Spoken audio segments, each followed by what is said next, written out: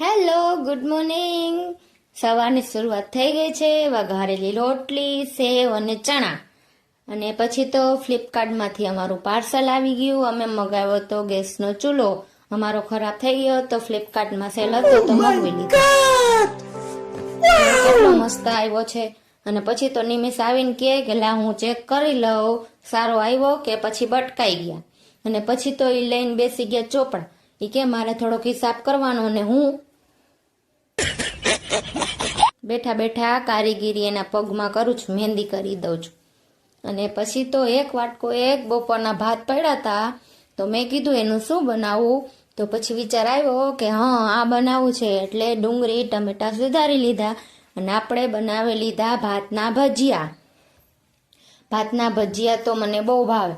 અને ભજીયા અને સમોસા. શાબાશ બેટા, સમોસા તો અમારા દિશાબેન આપી ગયા. અને એટલું હેવી ખાધું છે તો સોડા તો પીવી પડશે.